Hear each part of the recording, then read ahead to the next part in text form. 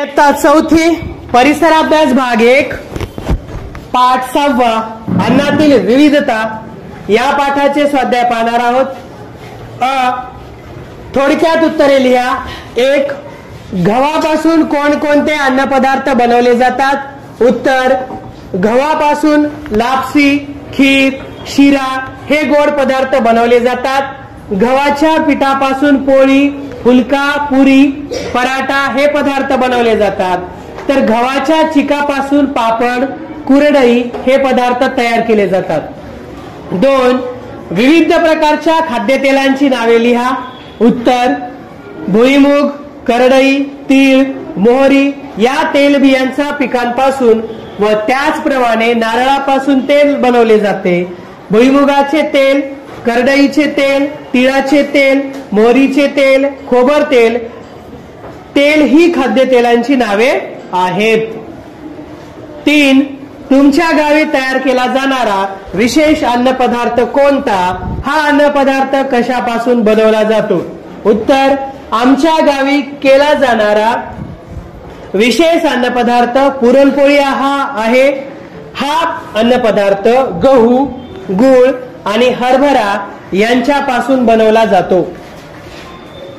पुढचा प्रश्न आ, गटात न बसणाऱ्या अन्नपदार्थाभोवती गोल करा। गटात तो न बसण्याचे कारण लिहा। 1. कैरी लोणचे, आंबा, मुरंबा आणि आमरस। तर यापैकी गटात न बसणारा शब्द आहे कैरी लोणचे, कारण आंबा, मुरंबा, आमरस हे आंब्यापासून बनवतात, तर कैरीचे लोणचे हे कैरीपासून बनवतात। 2. पुलाव, पराठा, दही भात, बिर्याणी। उत्तर आहे पराठा। वेगळा शब्द पराठा, कारण पुलाव, दही भात, बिर्याणी हे पदार्थ तांदूळापासून बनवतात, तर पराठा हा गव्हाच्या पिठापासून बनवला जातो। 3. मैसूर पाक, पुरणपोळी, थालीपीठ आणि झुणका भाकर यापैकी वेगळा शब्द आहे मैसूर पाक, कारण पुरणपोळी, थालीपीठ, झुणका भाकर हे पदार्थ प्रामुख्याने महाराष्ट्रात बनवले जातात, तर मैसूर पाक हा कर्नाटकातील मुख्य पदार्थ आहे। ई. पुढचा प्रश्न, खालीलपैकी धान्य, भाजी व फळभाजी कोणती ते ओळखा। यापासून कोणकोणते अन्नपदार्थ होऊ शकतात त्यांची यादी करा। 1.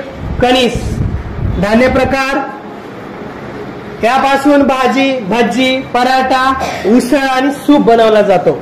2. भोपळा, भोपळा ही फळभाजी आहे, यापासून भाजी, भरीत, घारगे आणि पुरी बनवली जाते। 3. गवार ही भाजी आहे, तर गवारपासून भाजी आणि कोशिंबीर बनवले जातात।